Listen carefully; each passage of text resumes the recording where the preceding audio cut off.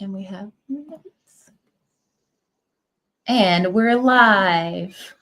Hi. Hello. How's it going, everyone? If you're here or on the rewatch crew, comment how you're doing. Yeah. Thanks for coming, everybody. Thanks for watching. What are you up to, Gailyn?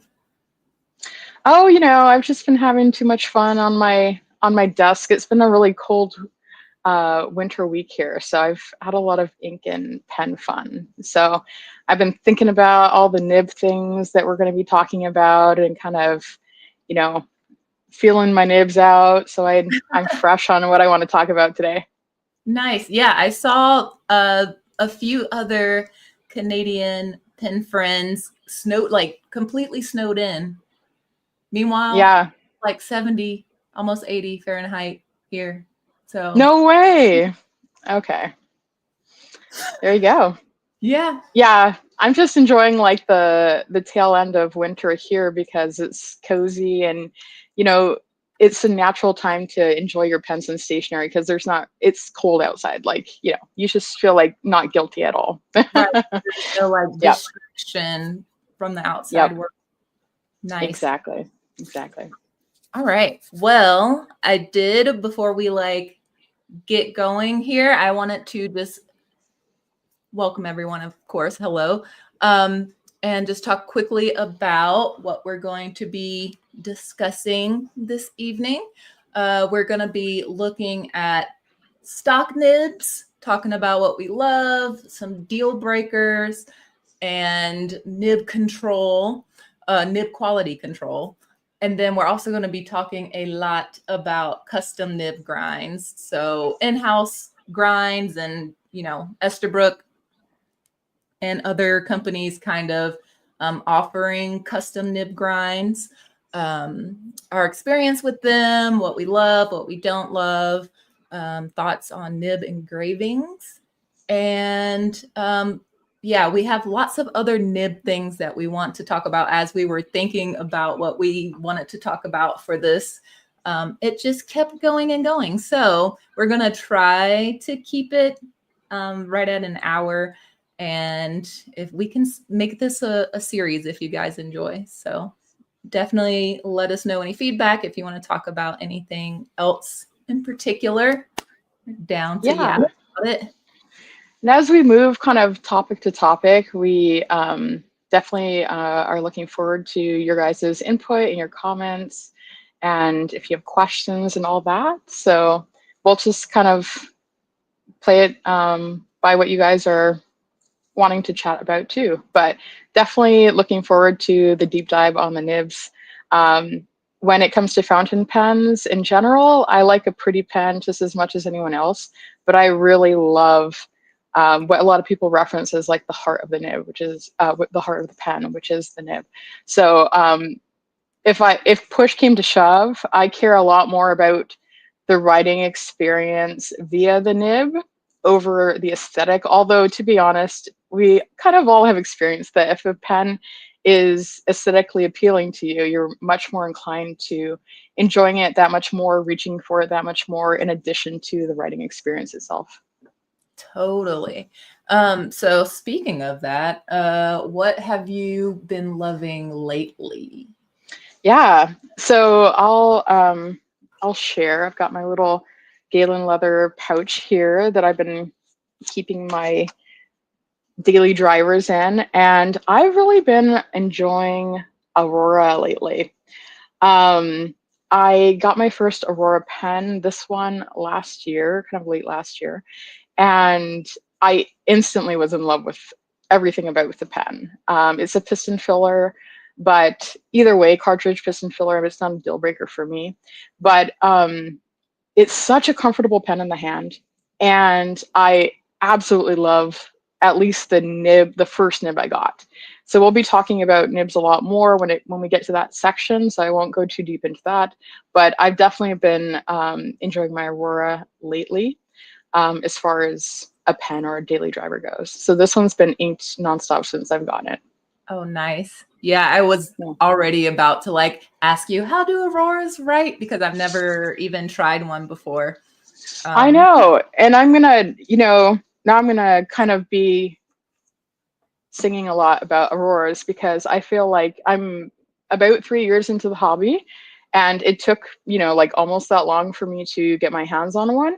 So I think they're not one of the most talked about brands and maybe not the most commonly owned either. And I have a couple thoughts about why that is also, which, we can chat about later too. But yeah, so far I'm really, really enjoying them a lot.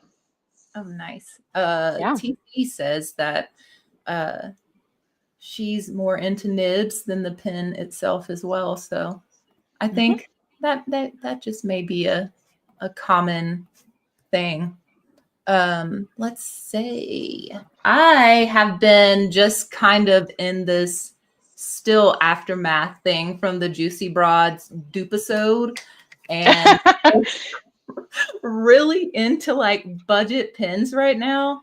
I just got this Jinhao 10 today, which it looks like the Wish, a little bit like the Wish limited edition.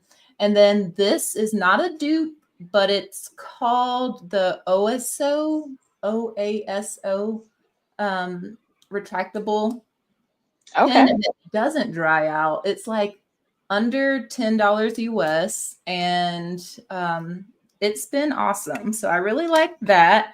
And then in the non-budget friendly pens, this is kind of my newest acquisition as well, is this Leonardo Momento Magico and the Amethyst. So really been liking that. It's my first medium Leonardo.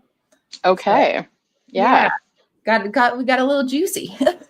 Yeah, I can relate to that lately too, to my surprise. Same. It happens. I feel like it's a natural thing. Like you first go, here we go again with the dib stuff. You first go with like what is comfortable for your handwriting size and what maybe is an everyday writer. And then you start wanting to see ink properties and want to write larger. So yeah, it's just an interesting journey, transition. Yeah, and I think that one thing I wanted to chat about, and I think this is a natural segue, is our first nib inclinations or loves, and then kind of the journey to where we find ourselves more presently. So for myself, I started off with more of the calligraphy interest. So I started off with some 1.1 millimeter stubs, and the challenge I found was that they weren't very practical for everyday writing. But I loved the line variation and just how it kind of gives a lot of interest or flair to your handwriting. So that's where I started it. I think I had like a TWSBI 1.1 and a Lamy 1.1 also. And then I was wanting something smaller. So I found out that Pilot, their stubs are a 1.0, which actually makes a little, like a surprising difference in the line. That's a little bit more of a everyday writer, a little more approachable. So I ended up getting like the Pilot VP with a 1.0 stub in it. And liked that better, and it's a little sharper, a little more crisp too than the normal Yovo offerings in the 1.1. But that kind of pushed me down the italic route because I'm like, I want it more crisp. Like I'm liking this crispness. So then I started getting into custom grinds for italics, and they kept getting finer because I'm like, oh, 1.0 is good. And then I kind of found that happy point at the 0.7 millimeter, which to me, since we like talking like technical stuff, I had my calipers and now everything. I was like ready for this, but because you have to know, is a 1.1 actually a 1.1? And actually they are, which is cool. So yeah, I found myself liking 0.7, and that's because for me, that was the perfect kind of happy spot between getting a really good definition on line variation, but being in an everyday writer kind of category. Right. And I found that as you go finer than that, it is more everyday friendly, but you start losing that really lovely contrast between the line variation with like a stub or italic or whatnot. So I enjoyed that for like quite a long time, that general category of like stubs and italics. But more recently, like in the last year or so, I went to the opposite end of the spectrum, and I'm totally in love with extra fines now. Aside from like custom grinds, which we're going to talk about too, because I definitely have a handful of custom grinds that I love, but I've really been liking the extra fine. So, you know, I had to get my Julia sticker that says I like mine extra fine. Have you tried the Pilot CM nib? It's like the calligraphy. It is a stub, but it's I don't think it's a 1.0.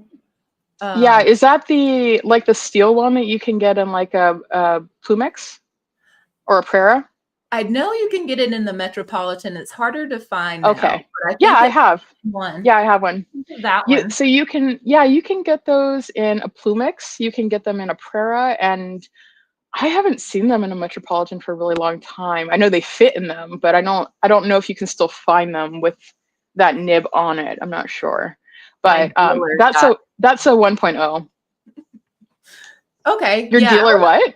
My dealer got me one of those. Like the nice. Metropolitan with the CM nib. He just had them in stock, and I had no idea that they were a little harder to come by. But yeah, I was thinking that they were less than the 1.1.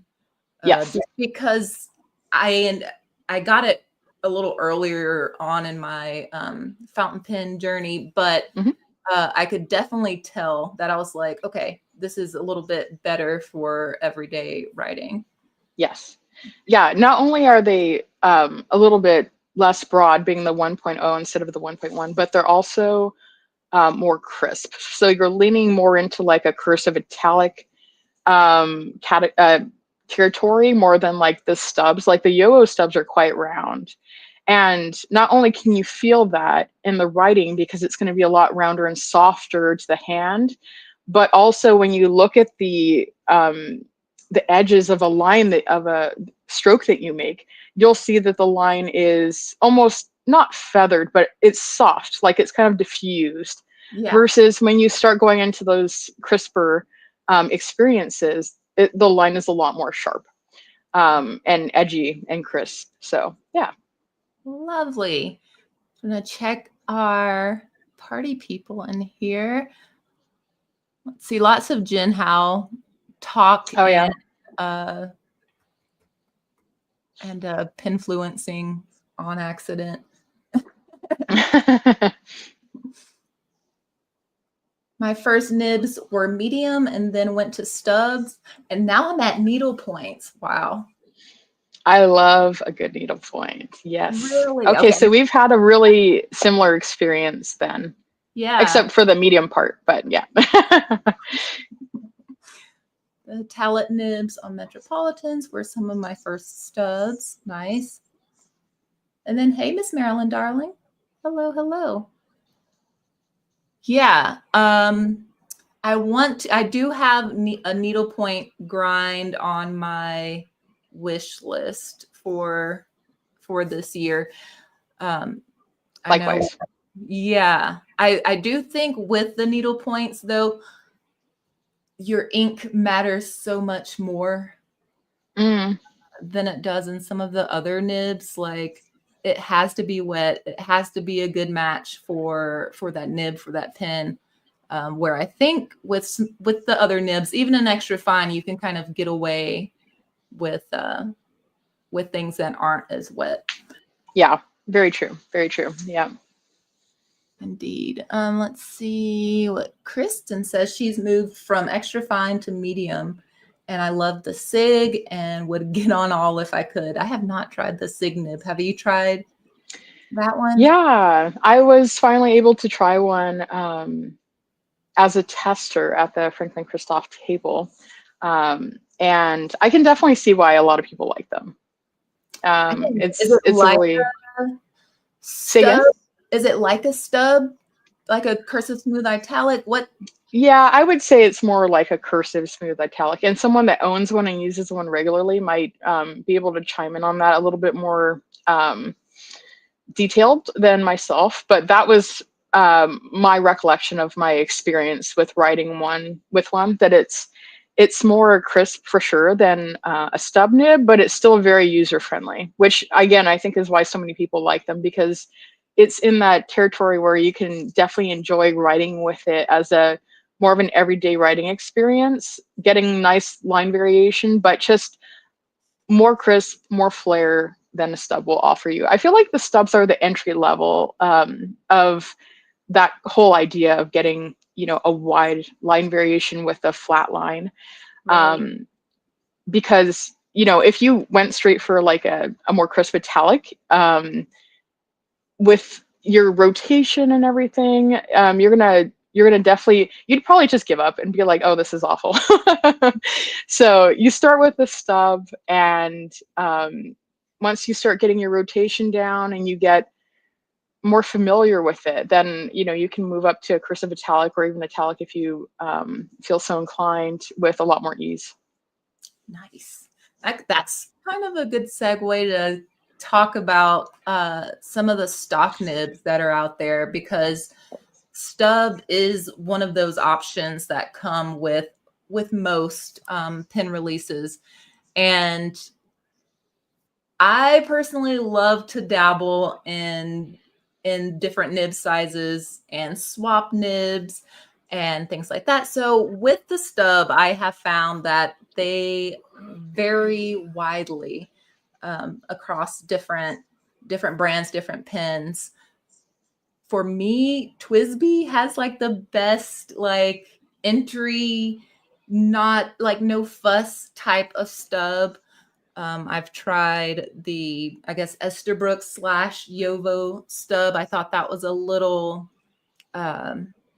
slicey, a little hard to get into. What are your thoughts on kind of those stock stubs? Yeah, so my input, I guess, would be not so much as what's user friendly. I guess I don't care enough for the people, but more of what stub just excites me the most. Mhm. And for me, my, you know, we're talking stock nibs from a company, my award would definitely go to Pilot. I really like that it's the 1.0 instead of the 1.1. I really like that it leans toward more of a cursive italic on the stub side, rather than being as round as like a Yovo offering. But it's still, in my opinion, at least very user friendly. And I really like that they offer it in the steel nib, you know, like we mentioned earlier, the various Mhm. offerings that come with it, and that it's interchangeable with those offerings. So even if you got like a Plumix and you really liked it, then you could upgrade, get a Prera with an extra fine or a broad or whatever, and still swap those nibs around, or a Metropolitan even. But even going on to their gold nib offerings, which are abundant in grinds that they offer, um, it's the same situation, whether it's like in a VP or one of their custom series.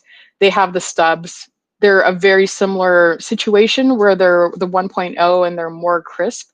And so for that reason, that's kind of what I enjoy the most. So I gave it to Pilot myself. Yeah.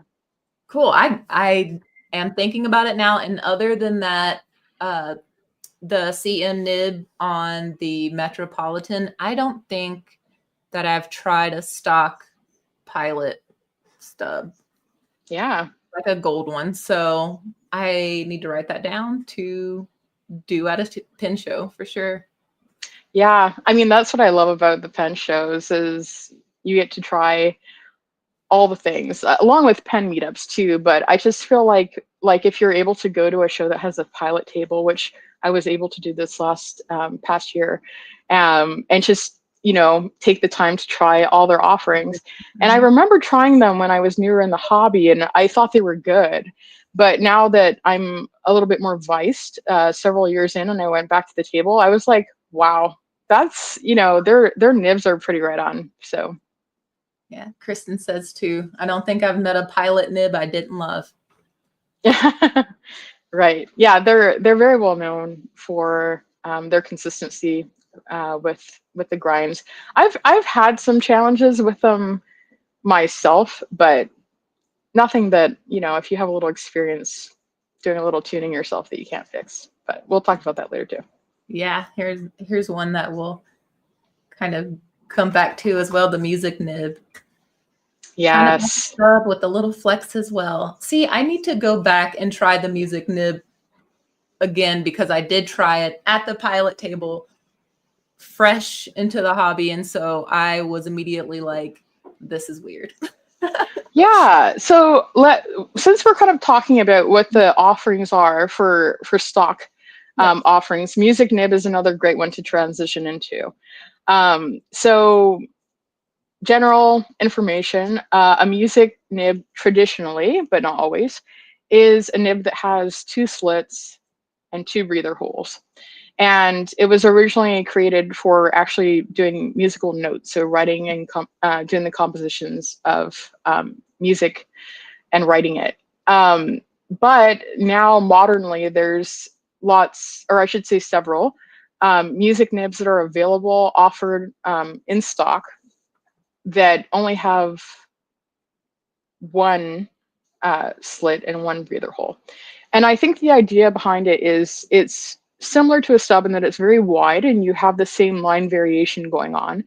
But because of the double slit and the double breather hole, it's a very wet nib.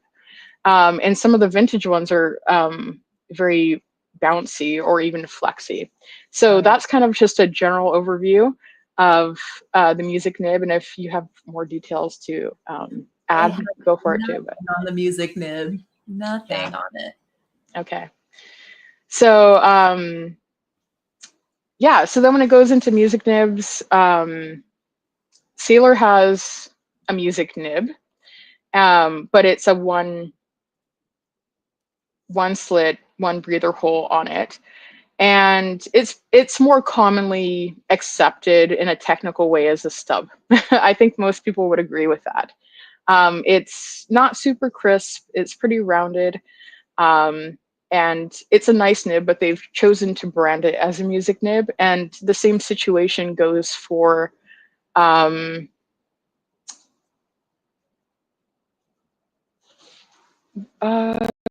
is the other one that I'm blanking on the name. That has a music nib? Yeah, Shape of Heart is made by Platinum. Platinum. Thank you. Yeah, so Platinum is the other brand that also, yeah, so they label as a music nib, but also I'd say it's very akin to more of a stub because 1 slit in the tine and 1 breather hole, but that's how it's labeled. I think Pilot offers a music nib that's a double slit, if I'm not mistaken. I'm gonna look it up really I'm quick. pretty sure they do. I was not even aware that multiple brands offered the music nib stock. Yeah. Yeah, Pilot does have the double slit. It does. Okay, yeah. So yeah, I would say then the Pilot is their offering is more akin to what's more technically accepted as a music nib, which you'll find on like Watermans. I know the Waterman vintage have like a music nib offering that's flexy, and you can actually find some vintage Pilots that are music nibs with some nice bounce to them also. So yeah, nice. Love that. Let's see. Kristen says, interesting. I don't find the Sailor music nib much like a stub, but I only have twisty stubs. The Sailor one may be a little more slicey. And I feel like maybe I tried a Sailor one and not a Pilot one. Okay, yeah. The Pilot ones I have never seen in stock at a retailer. And I'm trying to recall if I even saw one at the show. I mean, I would expect that maybe they would have all their offerings, but I don't specifically remember. see, where's Bob says Platinum offers a double breather hole. Oh, okay, nice. Thank you. Cool. I have to add that to the list of things to try. Okay, so what are some nib deal breakers? What nibs, what types of nibs there's just like no-go for answering in the comments, in the chat. I want to know too what your nib deal breakers are. I'm a little, I feel like a lot of my deal breakers lie in the quality control category, which we're going to get into soon. So I'm trying to stay away from that. I would just say that, you know, my inclination is to like line variation. So I don't have like a hardcore love of gold over steel necessarily, but I will say that I strongly prefer gold. And I think it's a combination of the general softness of it, although not all gold nibs are softer than steel for sure. It really depends on the composition of the gold itself and the shape or form of the nib. But in general, I'd say I prefer gold, and I like line variation. To me, the writing experience has to offer something that kind of captivates you, that you want to pick that pen up and you want to keep using it. Right. So for me, I really like line variation, and I really enjoy feedback. So, you know, if it's a really smooth nib, if you gave me like a really large, like bulbous nib that just wrote like a monoline basically, and it was just really wet, I can appreciate it for what it is, but it's not very usable for me personally. I think for people that love to like just sling ink down, and that's the kind of content, I guess, that they're creating, not content like as a channel or anything, but the kind of creations they're going for. I can definitely see why that's very appealing to them. But I like to actually do transcribing, I do journaling and things like that. And so I tend to write small, so I like to kind of lean on the finer side. So I'd say those are kind of my deal breakers. That's so interesting. I am going to answer in just a sec. We have some Miss Marilyn Darling says scratchy nibs, i.e. sailor nibs? Question mark. Oh. Let's see. Asking about the Lamy cursive nib. I have tried that one. Have you tried? Oh yeah. Nib? You know, I haven't, but I've looked in depth at videos about it and up close like micro shops of the nib itself and blogs that have written about it. So I'm very eager to try it because I think it's a nib that I would really like using, aside from the fact that it's probably broader than ideal. But as far as the shape and the kind of brush stroke effect. Yeah. But if you have one, I want to hear what you have to say about it. I do, and I haven't used it as much just because it is a little broader than what I was expecting. Yeah. But it does remind me very slightly of the Naganati Togi grind, which I really love. And I ended up getting a grind similar to that at the same time I got the cursive nib, and I preferred that nib grind. And so I kind of like shoved the cursive nib in a drawer, and I was like, I'll come back to you later. And then I didn't. Okay. Yeah. But I need to play around with it more. It was very interesting, very nice for larger, maybe headlines, things like that. Yeah, it might fall in a category with like a fude that they tend to be quite broad for most people's, or I shouldn't say most, some people's everyday writing purposes. But for headings, for playing with nibs, for special effects, for drawing, I think these are nibs that are very, very loved and used a lot. And TC says they're discontinuing the Lamy cursive. So if I want one, I need to get my hands on one. Yeah. Get it ASAP. Yes. All right, we have more deal breakers. Cannot be too smooth. Feels like it's running away on some papers. Ice skating. Oh man, I kind of like that though, especially if it's like a finer nib and it's like super smooth. I feel like Goldilocks, where I'm like, it can't be too smooth because that probably means on the paper that it will smudge and like not be functional. But I do like the smoothness. I can deal with the feedback, sailors. I do like a good sailor nib, but I think I lean towards more of a smooth writing experience. Yeah, I think that the smooth nibs give a feel of luxury. I Mm-hmm. think that's how people associate them with, because it's just buttery smooth. And I think the most smooth writing experience that I can recall having is going to a pen shop and trying a Lamy CC, and it was like a broad on Lamy paper, which is kind of like that paper that we get from the Pelican hubs, that's just Yeah. like very coated and very glossy. And I was just like, whoa, like, how do you control this thing? It's just all over the place. Yeah. I mean, I can see how that's a very, a luxury kind of feel for a lot of people. Um,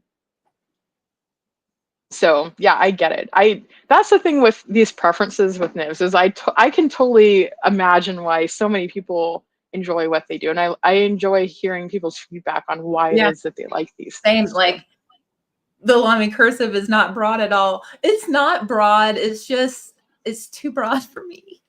It's For like, more broad than you expected. yeah. Yeah, yeah, Let's see. Nice. Platinum. Nice Lilas. That's so broad and slippery that I don't like using it. Yeah. yeah, Deal breaker broad nibs. That's interesting. yeah. I mean, I don't own any broad nibs, so yeah. If, for instance, if there was a pen I really wanted to buy and they were like, "Oh, we have one left, it's a broad," I'd be like, But I can't. I'm gonna get a grind on it. I usually get broads if I'm like, okay, I can get a grind on this or something later. True. Yeah. Yeah. Let's see. And there's some nibs, so while we're kind of talking about stock nibs, there's some companies' stock nibs that I think are so tremendous or unique that if I can avoid it, I won't have them ground. So, like for instance, if one of those brands they had a broad, that would be a deal breaker for me, because I like those grinds so much, those in-house in-stock grinds, that I wouldn't want to have it reground. Sailor is a perfect example. I really like the in-house feedback of a Sailor nib, whether it's an extra fine all the way up to medium fine. I don't usually go past that for Sailors, but if they had a broad and they're like, "Oh, you can grind it," I would be like, "No." um, I don't know if people have had experience with Nibmeisters being able to duplicate that feedback sensation, but it's very unique to Sailor, and I think if we were to ask a Nibmeister, they'd probably say it's not the easiest thing in the world to duplicate. Yeah, I think they can, but it does have a different sensation. Yeah, I got a Sailor Pro Gear ground to a journaler nib, and I totally forgot to mention feedback, to mention any of that. And so I have a yeah, very smooth Sailor journaler. It's great, yeah. but I kind of wish I would have said something about the feedback just to get Mhm. that experience, like a grind I love with a little bit of that Sailor feedback or Sailor-ish feedback. And Oh, then this there's is people that love Sailors, but they like smooth all their Sailor nibs. Which, if you love the pens and you like the nibs except for the feedback, then who am I to say no? But yeah, interesting. yeah, I feel like that's such a like Sailor feedback. It kind of is what you buy Sailor for, other than like the millions of colors that they have available. But I just feel like that's part of the expectation. Yeah. So interesting. Sorry, I interrupted you. What were you going to say? No, I was seeing Miss Marilyn Darling was like her Mahjong A2 has one of the smoothest extra fine nibs. Hey. Interesting. I want to try the Mahjong A2 since I'm in my dupe era. Hey, Lisa. Hi, Lisa. Let's see. Sailor makes Thanks their for joining. tipping. Yes, thank you. Makes their tipping out of imperfect material. It looks bumpy under a microscope, no matter how much smoothing it has pitted in. Interesting. You guys know a lot of like technical info too. I love it. I'm glad you mentioned that too, because that's one of my favorite things to do when I get a new pen is I instantly like get my loop out and I'm like looking at the nib and I'm like, I want to see what this looks like. Because if you guys haven't done this, it's quite fascinating if you're into this kind of weirdo stuff. But all the grinds are different, even if they're all extra fines. So, and it varies from modern to vintage also, because I feel like the vintage had a lot more character to the way that they ground their various various nibs. Like for instance, the Pelican, I'm not going to say all of them, but some of the vintage Pelican nibs in like stock nibs from Pelican themselves, the extra fines had almost an architect like character to them, where they had a flare up to them. And then you work your way to like a medium, and instead of just being a bulbous like medium, it was almost shaped like a stub. So it was really interesting that it seemed like they wanted to accentuate the handwriting no matter what nib size, and so they kind of added almost like this custom feel to it, versus more modernly we're used to more like more bulbous shapes. Yeah. So it's like extra fine, smaller ball, broad, larger one. So I find it very fascinating. Like I relate to that because it's like the first thing I do. In fact, I just recently, I had a 10x loop before, and I just recently got one that has a 10 and a 20 because I'm like, I need to see closer. More. Oh my gosh. So it makes me think, my mind immediately went to the Lamy 2000, the way that those nibs seem like they have some kind of custom something to them. And it makes me wonder if it was just like a time, like a moment in time, because the Lamy 2000, I think 60s when it came out. And so I just wonder if that during that time that the flourish of writing, people were more into writing, businessmen and signatures, and maybe all of that was just a little more important, and so maybe a little more time was put into the nib itself versus now we are very production line, get them out. Definitely. And maybe people find that more usable nowadays too, to have a more standard rounded nib. Maybe they find it more approachable. I'm not really sure, but that's a very good point. And I think the Lamy 2000 is an excellent example too of a modern pen that has that kind of characteristic to it, because I don't find the Lamy 2000 a very appealing pen. Like I applaud it. I think it's a great pen, but to me personally, it doesn't really appeal that much. But I tried one in the shop and I was just like, I can see why people like this. It's a comfortable pen. It has a unique look to it. I like the feel of it. And I tried an extra fine and I was like, I like this. It's unique. It does have an architect-like feel.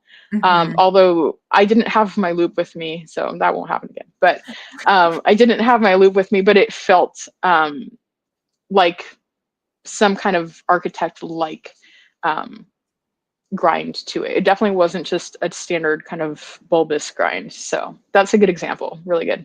Yeah, I do wish. I want to do like things to the Lamy 2000. This sounds so gross, but I want to do like things to the Lamy 2000 to just make it needs a makeover. I love the look, but I need it to be like demonstrator. I need different materials, but Yeah, I don't know why so many of the larger pen companies seem very persistent to stick to their more traditional looks. Because even, for example, Lamy 2000 with the various colors they come out, they're very subdued. yeah, They're like green on the black scale, brown, very, very dark, yeah, etc. So, and maybe that's just like the look that they want, and that's what they're going to do. I don't know. yeah. I'm not sure, but They have a they brown. could definitely go places with the makeover, I'm sure. It would be super fun. Let's see what we have here. Kristen asked, do you think that there's pressure on pen makers to make something special in the body look like some look that some don't pay as much attention to the nib as the vintage makers back in the day? So are they compensating nib experience for with kind of extravagant bodies? Well, this kind of goes to the Yovo thing. Yeah. Possibly like there, I think this year especially, it seems like makers are on it. They are Hmm. doing the most in a good way, like Yes. testing themselves and trying new things, and it's been really fun to see. I mean, making nibs and doing in-house nibs, that is a whole thing, and I don't expect pen makers to do that on top of pouring blanks and coming up with these different pen Yeah. shapes and stuff. But I don't know if they're compensating for it. I mean, you have to stand out, and for them, I know you can't really stand out with the nib experience as much, other than a nib engraving, or like Heinz Pens does the coated nibs. Um, you have to kind of stand out in the way that you can. Yeah. I think a lot of independent pen makers fall in love with the making of the pen. Mm-hmm. So I think they probably started, a lot of them anyway, really started off with the enjoyment of turning a pen. A lot of them started with like a kit pen and just loved the process of making these pens. And then they kind of fall down their own rabbit hole of like, look at all these cool materials. And a lot of them end up making materials themselves as well, pouring their own blanks and so on. And the excitement that so many people have for them, because some of the larger companies that make pens tend to be more, or at least in the past especially, tend to be more bland. And so I think it attracted a whole nother following of people. And so I think that's what really drives and excites them. And I think, so they're really into the creation of the pen itself. And then it's kind of like, well, what is accessible for a nib option? And then that's where you fall into the Yovo or Bock mainly. Schmidt isn't as popular, or as common as, I should say, as Yovo and Bock. So I kind of feel like, they kind of want to do that and then give the people what they want, which sounds like it's Yovo more often than not. So that's kind of my take on the independent pen makers. I know there's is it Julian Pens? I think he started making his own nibs, and I think they're silver, if I'm not mistaken. Like, he found an old I shouldn't get into technical terms because I'll probably get them wrong, but he found old machinery basically to make nibs, and then started Wow. making them himself. I'm pretty sure it's Hooligan, if I'm not mistaken. We'll do some notes in case I'm incorrect or someone correct me. But Yeah. yeah, so I think it just that's kind of the realm that kind of falls into. Yeah, it's kind of like in the art realm, you can paint or do a drawing, but then now you have to mat it, frame it. Like, it's a whole different part of the Yeah, same overall process, I guess. yeah. Um, But there's also some, independent makers. Like I know Sean from London Pen and Co. Here in London, Ontario. He started doing, partnerships with Nibmeisters like Kirk from Pen Realm to offer custom grinds, because I think they realize that people love the pens, but they also get excited about having more options than the extra fine through stub for their Yovo or Bach fittings. So I think for the most part they really try to do what they can. But yeah, absolutely. I think their interest mostly lies in like the creating process and all that. So the designs. How does Kirk even like have time to eat? He does so much. Oh my word. So do you have a preference when it comes to Yovo Bach? Schmidt is kind of off and on the side there. Yeah, I would say that my opinion is mostly formed off of my own experience and my pens. Yeah. So it's not like here's 6 Yovo nibs and 6 Bach, try them and which one do you like better. For me, it's more the pens that I ended up keeping in my collection mainly were Bach. And so I have more of an interest in Bach because those are the fittings for my pens. So for instance, I have a Stipula Etruria that takes Bach. I have a Peniter that takes Bach. I have a Keras Custom pen that takes Bach. Yeah. And I do applaud Bach in that they offer a titanium nib, which for people that enjoy feedback is absolutely delightful, at least in my opinion. One of my favorite stock nibs is a titanium extra fine that I got on my Keras Custom pen. And it's what an extra fine should be. It's an extra fine. It writes like an extra fine. And I find the feedback of the titanium nib very delightful too. So for those reasons, myself, I am more interested in Bach because of my own personal collection and because I do like the titanium. But I wouldn't say like, oh, Bach's better than Yovo. Right. Yeah. I'm the same way. Like I only have maybe 2 or 3 Bach Yeah. compatible nibs, but I have a shitload of Yovo ones. So I tend to go that route for, switching pins and just enjoying getting grinds on those just because I can swap them out more. But I Yes. enjoy the Bach nibs that I do have. I honestly wouldn't be able to pick a winner. Like if I had to write with them side by side, I think they're both valid and just fine. And Yovo and Bach both offer gold options. So for people that have Yovo or Bach fittings, you can find gold nibs. Like I'm pretty sure FP Nibs offers them gold. And trying to think of the other online store.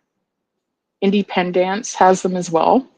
And sometimes even modified to have flex and things like that. Yeah. So if you have a Yovo or Bach pen that you love, but that came with a steel nib, like a Leonardo or a Esterbrook, especially Esterbrook, because I don't believe that Esterbrook to this point has offered a gold nib, have they?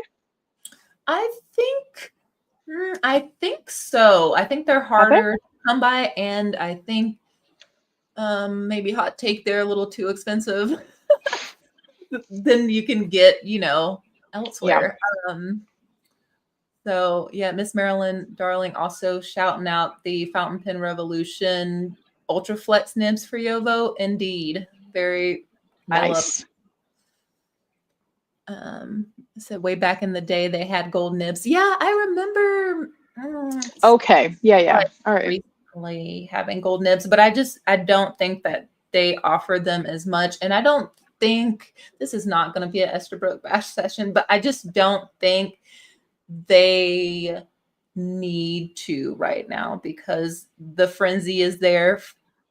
somebody bought a $700, $800, $900 SD on whatnot with a steel nib. So, you know, it's working for them. I don't think they're gonna be chomping at the bit to offer Yeah. gold nibs.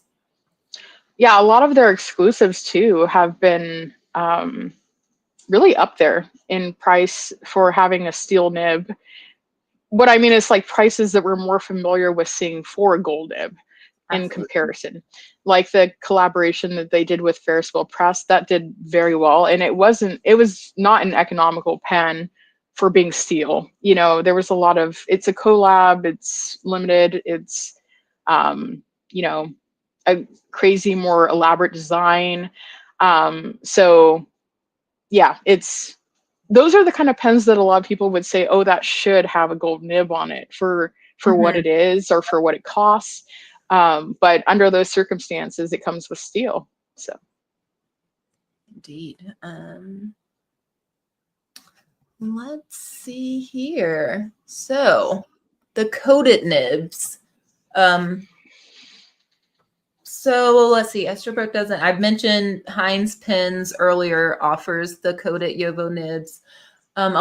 There's typically a lot of talk about Lami's coated nib versus their kind of standard steel nib.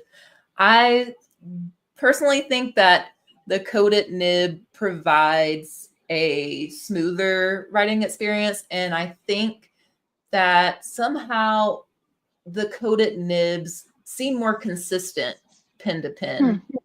Oh, interesting. Okay. Yeah, I can rely on a coated Lamy nib to perform well, more so than my experience with the just silver stock steel nibs. So I don't know what that's about.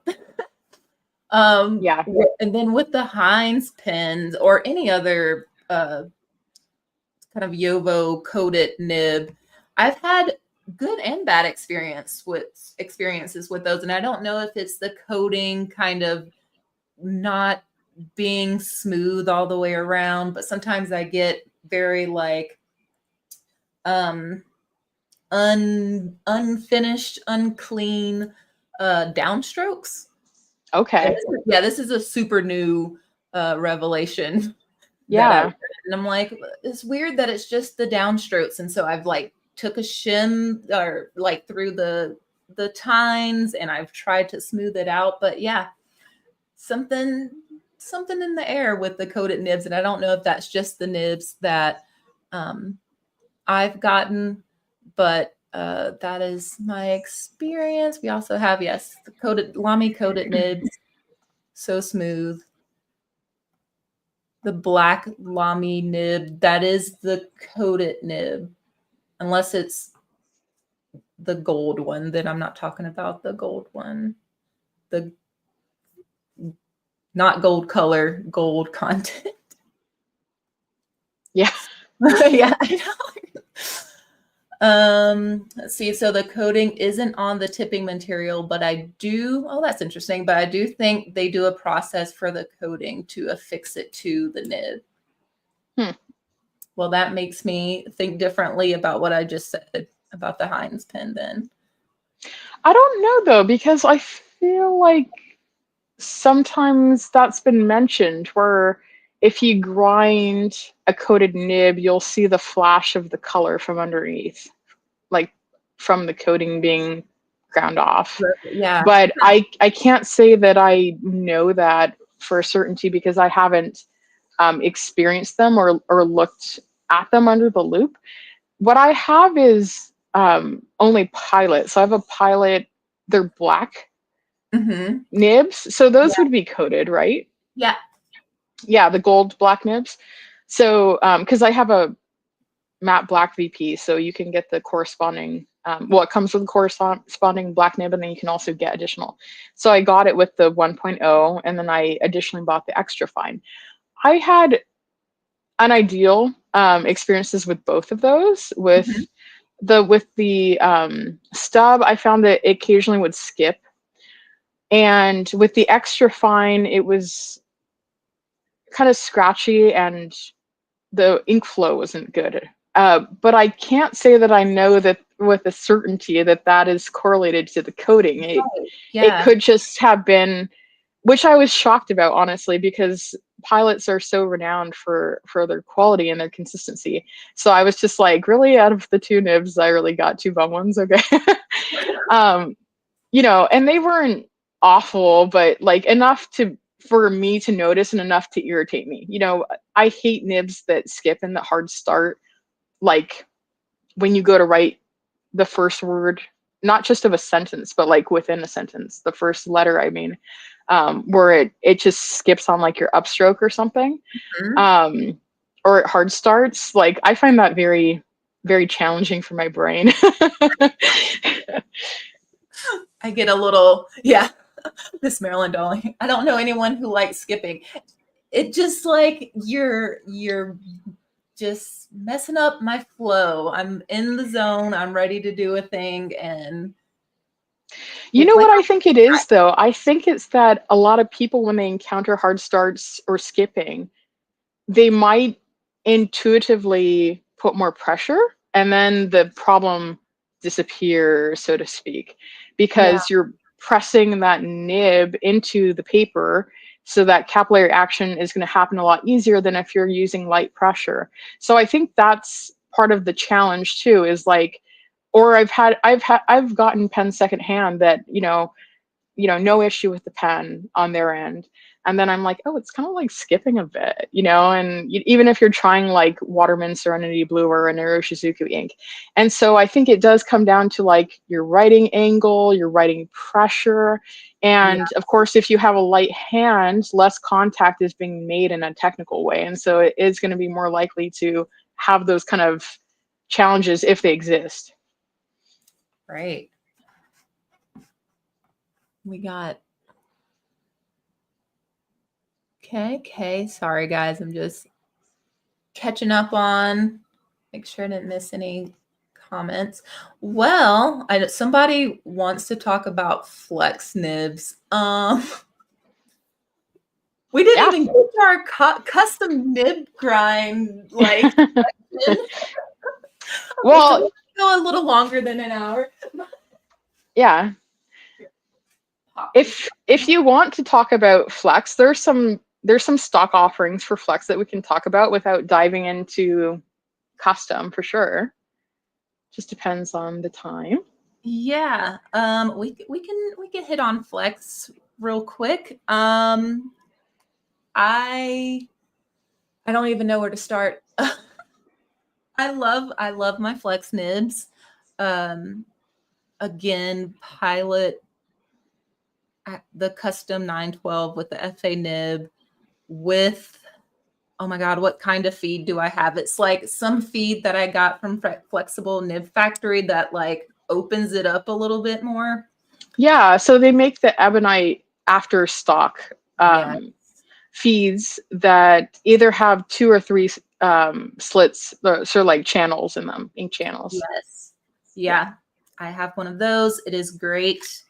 Um, also the Scribo Mm, 14K Flex, extra fine flex, I think. very nice. Very Uh, nice.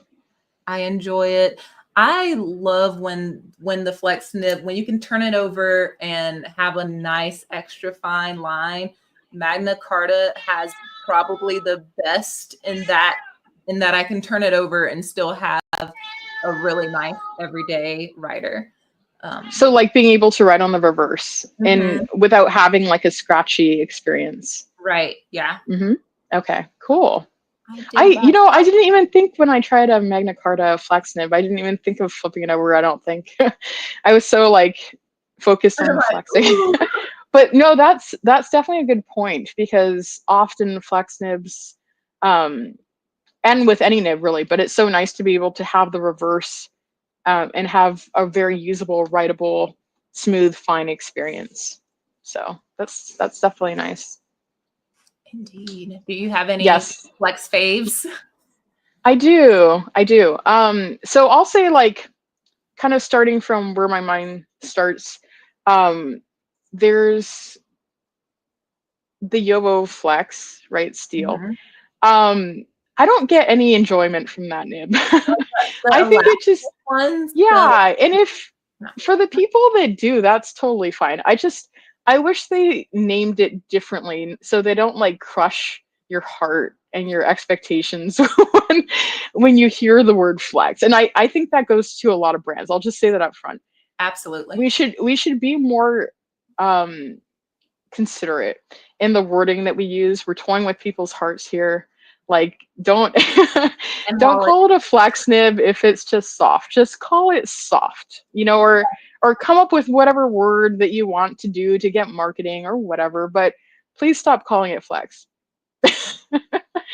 yes, So or you know brush. that. Teachers will press with the brush fountain pen, and I'm like Oh, I pressing never down tried that on one. it. Oh, Yeah, oh, right. I totally expected that to be brush too, and it was just a name, wasn't it? yeah, it was just. Yeah. But yeah, Yes. I'm totally with you on the and it like the Esterbrook Flex or the Omni Flex with the little cutouts, Oh and yeah. it looks like it's going to like Yeah. just flex with the little cutouts, but no, no, no, no, no. Yeah. And I think it's nice to have a softer, bouncier nib that's Absolutely, steel or gold. So, you know, there's nothing wrong with those offerings. Just don't call it that, please. Like, you know, because for the same absolutely. reason. But yeah, so okay, moving on from there, there's a number of steel pens that are the good flex, and Miss Marilyn Darling mentioned a whole bunch of them. So we can kind of, I think the Naponzit, when we're talking about music nibs, were mentioned. So Mhm. there's a lot of those kind of, they're like noodler pens, I'm pretty sure, that have a lot of flex. Then we kind of move on. I'd say, yes, there we go, the Conrad. Thank you. Yeah. So they have a lot of, you do have to put quite a bit of pressure, but they're definitely more legit of a what we expect when we use the word flex than the Yovo the Yovo darling. The Clean Yovo, yes. The Yovo nibs that are claimed to be flex. Um, so those they're good, but you know they keep me in the flex hunt. They don't satisfy yeah. my interests when it comes to flex. I think one of the first gold nibs that I was really content with for an entry level flex is the Peniter quill nib. I got it in extra fine. It's really nice because you can use it as an everyday writer in the sense of it's not so sensitive that you can't with a light hand write standardly. And I found it to be a nice balance between um, smoothness and feedback, which I think is important when we're talking flex, because you want the smoothness and the fluidness of being able to make those strokes, but you want control. Like generally speaking, flex nibs are meant for a more not like formal calligraphy necessarily, but Right. those of us who enjoy that calligraphy look more Mhm. scripted. Yeah. Um, so it's nice to have some of that feedback so that you can feel that writing experience more and have control over the nib instead of the nib controlling you. So I really liked that. It is a a wetter writer, which I think is appropriate since it needs to keep up with flex. It doesn't railroad easily in my experience, within reason, right? Like Mhm. if you're doing more of a standard size writing, if you try to do like figure eights on the entire page, like yeah, it's gonna Yeah. railroad because A it has feeling. a yeah, it has a plastic feed, which I don't know what the big deal is here. Like, why can't we just pair our wonderful gold nibs with ebonite feeds all the Standard. Yeah, time? exactly. I'm with you there. Especially if you're gonna do any variation of a flex. Like, come on, step it Yeah. up. Let's go ebonite on this. Like, stop joking around. Send But this video to everyone that can that can make this yeah, happen. yeah, it's not like it's this rare, difficult to source material. It's Right. They very make pins out of it. accessible. Yeah. So Try it. Yeah. I don't know what the deal is with that, but so I really like the quill, the Peniter quill nib a lot. But for those who are really in the hunt of like a really true, like very big, like hairline strokes with ginormous line variation of flex and that doesn't railroad and it keeps up, that has nice snapback, everything that's like reminiscent of the vintage flex. Yeah, you're not going to find that the Peniter quill nib is going to check all those boxes. I think it's just a nice like starting flex for people that want to try it but don't have much experience in it, and it's an enjoyable writing experience, I would say. And again, Miss Marilyn Darling is mentioning a lot of like I think it was the FP. FP nibs has some flexible gold nibs that I haven't tried. Yeah, the Ultra Flex. I've heard great things about this pen, this nib rather. I'm pretty sure it's Yovo based and then modified. And Indie Pendants has some made by Linda Kennedy. That I've heard wonderful things about also. But again, I haven't unfortunately been able to get my hands on one of those yet, whether to try or to buy. Oh, wow. So I've tried the Aurora Flex nib. It's not very flexy at all. So for those who I love the nib, the tines are a little bit longer. It's a bouncy, very enjoyable writing experience. But again, I think it's one of those pens that please don't call it flex because you give anticipation to people and oh, that's not the right one. I was like, ooh, that's a pretty pen. Yeah, that's the medium one. Here's the so maybe you can see now this has wow. I know it's weird. You're like think you're going this way, but you're going the There, opposite. yeah, it has the longer tines. The shoulders are shaped a little bit differently, much more intended for that kind of writing. And it's a nice writer. I enjoy it. It has nice bounce. You can get line variation. So if that's what you mean by flex, sure, but not the flex that people expect when you label something as flex. Yeah. Right. I do feel like once you start getting into flex, just about everyone that I know that is into it is just on this like quest of like finding the perfect flex. Do you know Wendy Sue, Fountain Pen News? Yeah. So at the last Colorado Pen Show, she was like just tossing different flex pens at me to try.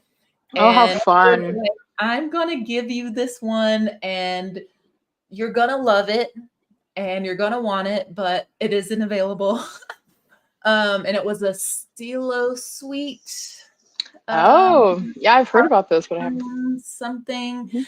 Yeah, it was perfect just for like, the flex was great. No railroading. The snapback just felt so great and just like controlled. And then whenever you wrote with it, just everyday writing, not putting flex, it was great. It didn't like, slip into the flex. And so, yeah, I heard her on a stream earlier today say that he only is the guy's name, and he only attends 3 shows a year. So I don't know what those 3 shows are, but yeah, I'm like, I want to track him down. It's such a good nib. Yeah. And there's a lot of custom made flex nibs. We might want to, I guess since we're talking about like stock nibs, we might want to save that for when we get into like our custom grinds conversation, because there's a good number of those too that nib meisters are making, but aren't offered by like brands, I guess you might say, of fountain pen companies that that actually make those nibs in stock is kind of what we're gearing towards. So I guess like the ones that I was mentioning from like Independence, those would be Nib Meister made. So that's not really stock. I take it back. Never mind. Well, we can talk about custom grinds if you. I was going to say we didn't really talk about the Magna Carta. I think that is definitely, I mean, you mentioned it before, but Mhm. we didn't really talk about it all that much. Do you have one? I do. You Let do. me Okay. get Sure. I think this is quite possibly the best modern stock flex nib on the market presently. Um, it flexes phenomenally. Does that have an ebonite feed? I believe it does. yeah. Yes. Yeah. It's one of those ones that are super tight to the Yes. this way. Yeah. Yeah. Gorgeous. And yeah, very impressive. I think it's really done what a lot of brands have tried to do, not as successfully as they have. Excellent for flexing. The only thing I would say is if you're looking for something that you want to be doing regular writing and flexing, to me it didn't fit No. that category. It's like this is a flex. It's very wet and it's quite soft, very obliging. So for those reasons, I didn't find it controllable. Like you put the nib to paper and the ink just comes out whether you're pressing or not. Yeah. So, and that's why I think it's interesting that you mentioned that you can use the reverse because that would make it a lot That more changed it for me. multi-purpose. Yeah. Yeah. I will say that it does not travel well either. It Oh, will okay. it will burp. It will do all the things no matter how nicely you put it in the seat in front of you and it's whatever. Yeah, just don't Yeah. take it inked on a plane. Unless you want to clean the cap out later. Yeah. Or Yeah. put like shove some you probably couldn't get it out, but I was gonna say shove some bounty some paper towel in there so it just absorbs it all. Yeah. But that actually might draw out more ink, so I take it back. Just don't do Yeah. it. And as soon as you go and use it somewhere, okay, so this obviously happened to me. After I took it to a pin show, I hadn't opened it since the plane trip. And then Okay. someone was like, "Oh, is that a Magna Carta?" I was like, "Yeah, you want to try it?" And I'm like over somebody's vendor table with their nice cloth and everything. And it just like, she goes to write on it and it's all over their table. And I was like, "I am so sorry. So sorry." And they're just like, "No, it's okay. It's okay." But yeah. And then I did it Yikes. again. I traveled with it again, thinking that that was just a one-off thing, and I messed Yeah. up. But no, it just doesn't. It doesn't do well. Well, now you know. Yeah.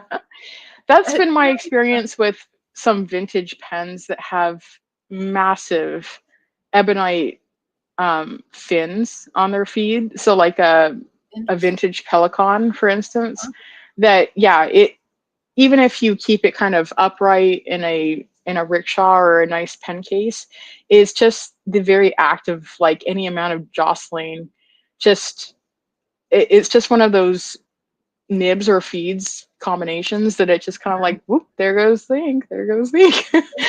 So yeah, but that's really cool that you got to try so many of Wendy Sue's. I know she's super into calligraphy and has or flex, sorry, maybe calligraphy too, but I know that she's super into flex and has a lot of flex pens, so that's really cool that you were able to try a bunch. That's just like candy, you sit down. That's the cool thing about all these pen meetups that are that you can do, is to share all the pens and be able Yeah. to experience it. There's so many flex pens that I'd love to be able to experience also. But Yeah, and they don't seem as mainstream, the flex pins. So it's kind of like you have to go on a little treasure hunt for flex. yeah, definitely. And it's just, if you have interest in flex, it grabs a hold of you, and you're just, you keep collecting more and more flex nibs, and it just seems like it just makes you want more, and you're Yeah. never Like, can it be satisfied. better? Like, Can it be oh, better let than? me try this one, maybe this one, because there's so many combinations. There's, the combination of what line width does it start with? What thickness of line could it do on the downstroke? So you're doing like, how thin is the upstroke? How thick is the downstroke? How well does the feed keep up with flexing? So there's all these combinations, not to mention like the pen itself and the look of the pen and the design and the comfort of the pen, but just in the nib. Is it steel? Is it gold? Is it stock? Is it modified? So yeah, all those combinations. It's like it's a you know, it's a game with your mind. Just keep going for it. So yeah, oh, my word. Right on. So we are going to move on to custom nib grinds, or do you want to save it for? Oh, your call. I don't know. Either way, we could easily Like, get oh, into a lot of trouble with taking on another subject. It just depends if we have self-control. Yeah, I don't want to short custom nibs though, because that Okay. I Yeah. feel very passionate about them. Yeah, there's so much there because I feel like even in talking about stock nibs, there were still some that we didn't touch on. I'll just mention too the concept of like the Naginata togi. That's another one that that idea, even though it's not named that idea is offered stock also with several different brands. So, you know, Sailor has the Zoom nib, and that's my understanding is that's kind of based off that concept of being able to change your writing angle, right? the how you hold the pen to get different line widths. So more upright and more with the nib pointing down would get you a finer line, and then as you allow that nib writing pad to go lower, then you get a broader and broader and broader stroke until you're all the way kind of leaning back with the nib. I call it. Yeah, exactly. And I believe, someone chime in if you own or have tried this nib, but I believe, isn't the Pilot coarse nib similar to that? I've tried one briefly and probably too long ago to have any I know valuable I know information. it's a huge tipping, and I think, okay, so thank you, Miss Marilee Darling. No, it's just coarse, just like a large broad. Okay, I knew it was a huge nib, but I wasn't sure if it had like more shape to it or not. Okay, good to know. And then I wanted to mention, oh, was there another? Maybe not. I don't know if, I guess that would kind of fall into, it might fall in, start falling into the custom grinds, but I was going to say like Sailor offers those, and then Pilot has a huge offering of in-house stock custom nibs. A lot of them, like a lot more than I realized for such a long time. And I didn't know they have these names for them, like the signature nib, and you're like, well, what's that? What grind is that? You know, what shape is that? And they have posting too, I'm pretty sure. So again, you're kind of like, oh, what are these? Because sometimes you see the options and it's like PO or you know, whatever the abbreviations are, and even if you find out what the word is, you're kind of like, well, what is that though? That means, you know? Yeah. So they have all these really interesting grinds, great grinds that are, we would consider stock nibs, because you can order it straight from Pilot or a retailer. Waverly is a good one. Yes. Thank you for everyone in the comments. I really appreciate that. Yeah. I know that one is a kind of a hot and cold one. The Waverly, either people love it or hate it. Fude, yep. Oh, yep, Fude did. Yep. FA for the flex. Oh yeah, we didn't really, you mentioned that one, but yeah, the FA is a really, really good, that was probably the best stock flex offering until Magna Carta. Yeah, probably. totally agree. Oh, the Falcon. Yeah. I got a Falcon. That was the first like nice fountain pen that I bought. And I was expecting it to have more. That's another one that like to be fair, they don't say it's flex though. You Right. know, they do say it's a soft. You just have this anticipation and but it's a nice bouncy nib. I don't really consider it that much of a flex, but it's still an offering nonetheless. You know, they Yeah. offer that's their version of like a softer nib. And then a couple more wah wah wah. Yeah. I mean, it's nice for what it is. It's just, expectations, Yeah. that's what gets you. So, a couple more brands, and we can go into as much detail as we want with these. And I really appreciate and love how much people are chiming in, Miss Marilyn, Darlin, and others too, about the different nibs, because then we can all share and list them together. But Go down rabbit holes and research and all that fun stuff. yeah. Santini is an Italian brand, in-house nibs, ebonite feeds, and they do a ton of stock offerings on their nibs. And I think this is like the first company I've seen that offers a nib stock that's actually labeled as a reverse writer, because you can get a pen that has a nice reverse ability, like it's been smoothed so that you can reverse write on it, which I think everyone should do, by the way. Like, if you're gonna grind a nib, why wouldn't you smooth the back so that if someone wants to reverse write, like, that's just polished, Two pens in one. Yeah, it's disappointing when you get a nib and you flip it over and it's just like, oh, that is scratchy. So it probably wouldn't take that long for them just to flip it over and smooth it. It's not like you have to make it a certain size or anything. Right. Just smooth it out so it's usable.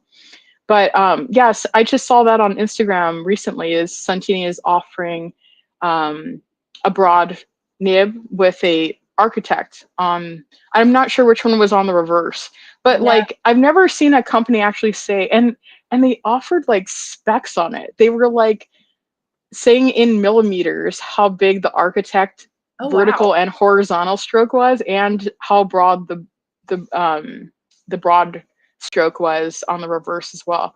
So I think that's really cool. And I applaud not only that they're offering that, but also that they're getting like all the technical details out there. Yeah. So that, because otherwise you're just like, what is an architect? Right. And I love Kirk Spear's website with his grinds as well. He has all the vertical, all the down, all the side strokes, and like all of that. So you can see like what to expect with a grind. I think that's super important. Yeah. And I think, say again? I said set expectations. Yeah.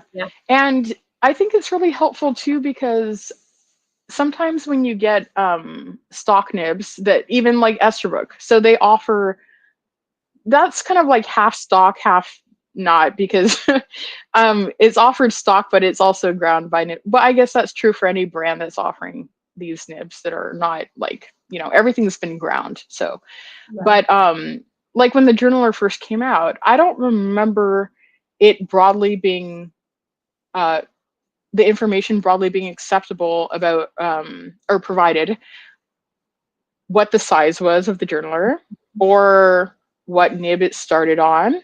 By inquiring or by word of mouth, I believe it's a medium. But it's, those are the kind of things that I really find helpful, because I'm like, oh, that might be a cool writer, but would it work for me? I don't know. I have to try it. If you're familiar with, the 1.1s, the 1.0s, or whatever it is that you're familiar with that that you like, that really helps. Do I know that I want a journaler? Will that work for me? Or do I need to get the mini journaler that came out? Because that's enough fine, right? Yeah, so that... Good point. Just even if it said something like, if it didn't want to do all the technical specs, like if you like fine, or if you, or more like most like fine. Yeah. Yeah. So you have an Exactly. idea. Yeah. Aurora is another brand that has a lot of stock custom options for their nibs. They have a version also that's very similar to the Naginata Togi, and I don't know if I would pronounce that correctly, but it's Gochi, I think, or Oh, yeah. I think it's Gocchi or something like that. Oh no, no H. Gosha. I guess it would be pronounced Gocha.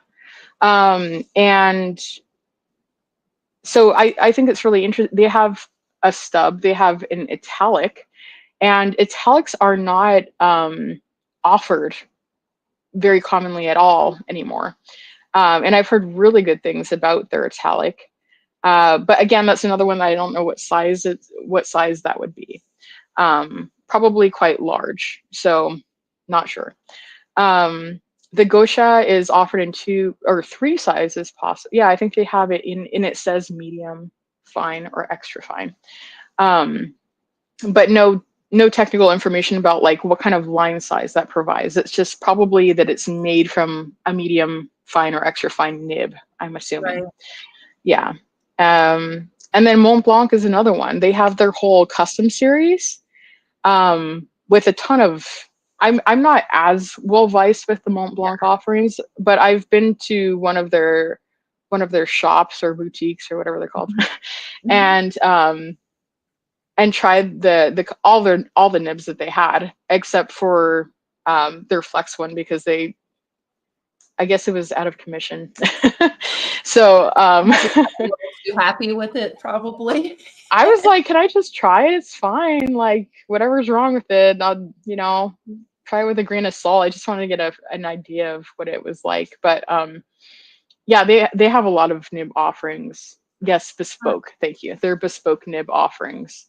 So yeah, they actually have a lot now that I think about it. They have Wow, stacked. They have lots of crazy stuff.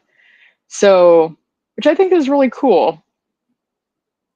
Yeah, it's called their calligraphy nib, not their flex nib. Thank you. Yes. Which again, see, that's another way to say something. Calligraphy nib, Yeah. Right on. Yeah, I love rabbit holes. I feel like I'm gonna be going down some rabbit holes. Thought we were, yeah. Yeah. Lots of rabbit holes. And we have not even got into the custom nib. Okay, so guys, we are gonna have, I don't even know at this point. We might have a 4-part series on our hands. Yeah, it's like Julia said, when we started writing like talking points that we wanted to touch on about nibs, there is so much, and it takes a lot of time to get through it, and we're not even being like that thorough. Like imagine if you were like, these are all the nibs that Aurora offers, these are all the nibs that Mont Blanc offers. But I think we're like, talking about the companies that do offer a lot, and then if that's an interest, people can always go down that rabbit hole themselves and see what the offerings are and things. It's really interesting. So yeah, that was just stock. It's just stock nibs today. Oh, yeah.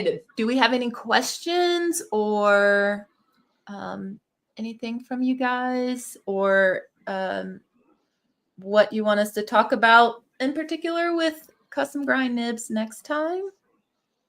Oh, vintage. Oh my God. Vintage. I love vintage nibs. They're so good. Yeah.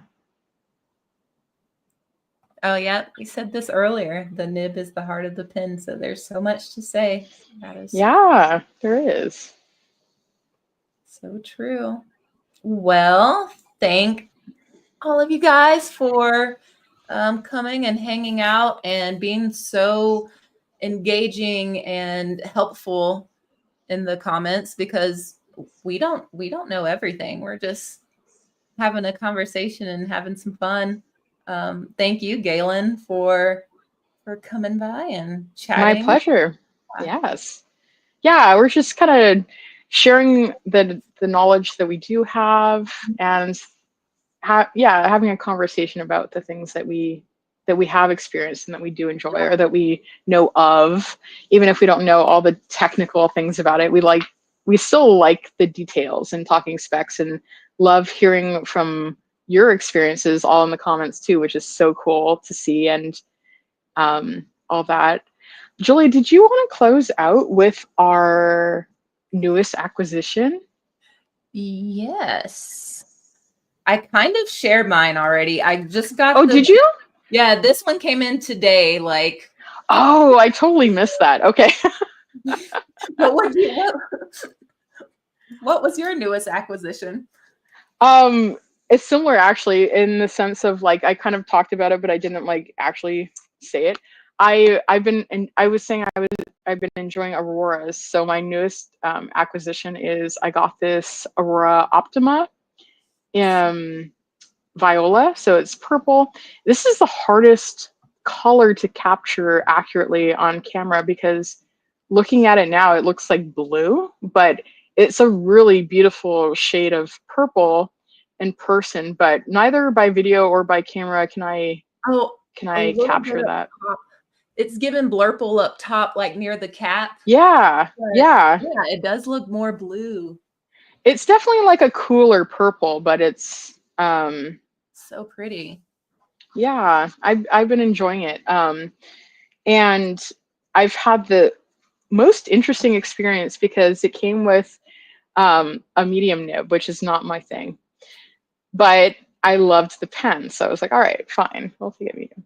And I was like, okay, I can grind it if I want to down the road. But I inked it to play with it, and it was just a couple nights ago, and I inked it up, and I got my notebook that I just put ink down on, and I was like, I'm having feelings that I'm enjoying this.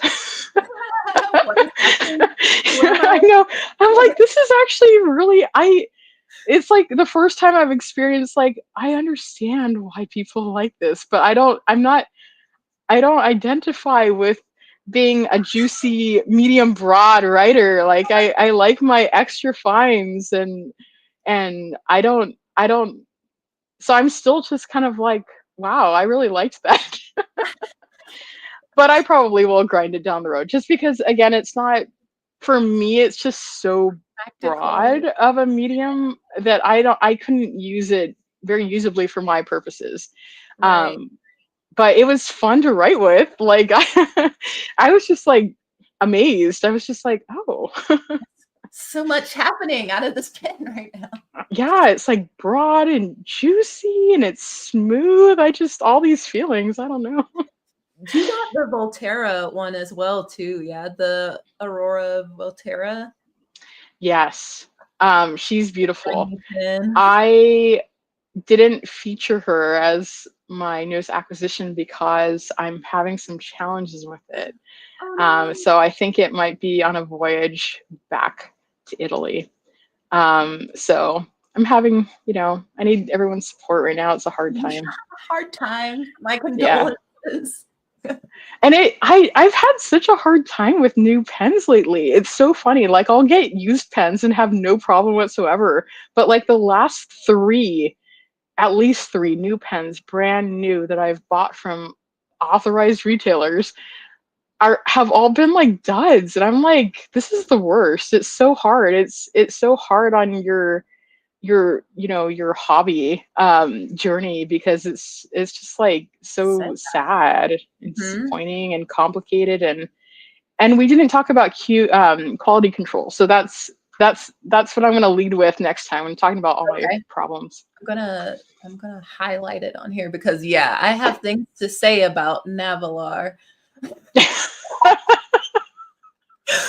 just pinpointed it. You're like, Navalar. This is why people don't send me pins that often, because I'm too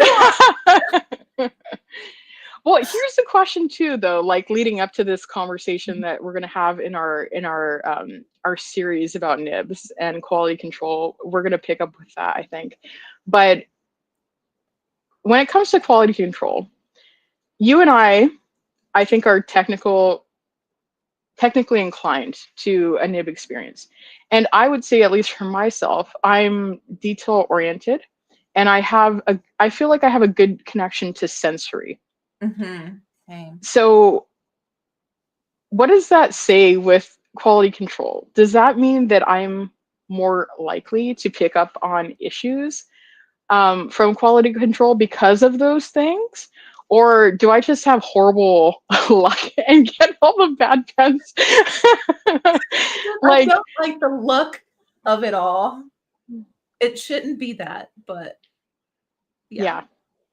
Because like Visconti's coming up too, and that's another one that I'm like, I've had bad experiences with Visconti, and then I did a video about that actually, and some people were getting quite defensive about it, even though I said it very politely.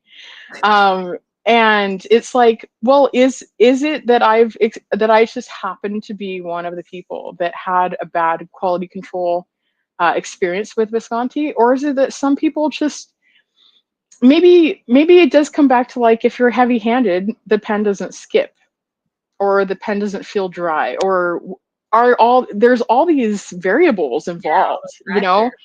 How much do you use your pen? With the Visconti stuff, like there's just too many people that have said things about their quality control that it has to be something there. Yeah. But that's the thing too, is like the people that use any brand of pen, right? When we get into certain calibers, is like there's people that do quite a bit of writing. You write letters, you journal, you plan, you transcribe, and you're using your pens and often and pages, and then there's people that probably have very impressive fountain pen collections that have pens of a certain caliber, but not to be rude or anything, but how much are they really using them? So all these things play into, like, identifying when there's a failure on quality control, what's acceptable to one person and detectable to another. That's true. Yeah, because you may not do any long writing sessions. I know I don't do like a ton. I may do in a TN size thing, like a page and a half, something like that at a time. So I may not pick up on something if someone's writing just the day's tasks, or another person is writing a manuscript. Like, you're gonna pick up on different things. Yes. What I meant to do. One pen grinder said that Visconti kept him in business. That's funny. Yeah, and TC's saying my Pelican weren't as good as they should have been. So that's a really interesting thing that I'll have to write down to touch on, is as they should have been. So it's our expectation of quality for what we feel we should be receiving, whether that's like period, or based off the value of what you're paying for, like the ticket price. And I think that does play into things, because if you get a $10 pen and it doesn't write well, of course you might notice and be disappointed and not want to buy them again. And you can say certainly that they failed on quality on there. But it's when you're paying hundreds of dollars and you're receiving bad quality control on what the writing experience can be, what it should be, that's when the feelings get high. Yeah. Oh God. I'd rather buy 10 AdMock pens, which those are good pens. AdMock pens are pretty awesome, before I'll buy another Pelican. I love my Pelican, so I will not partake in Pelican slander. But maybe you got all the good ones. Yeah, I gotta have the good ones, I guess. All right, guys, we are gonna call it. Thanks again for hanging out, and we will keep you guys updated when we do this again. Hopefully Yes. sooner rather than later. And yeah. Good night. Bye. Thanks for joining. And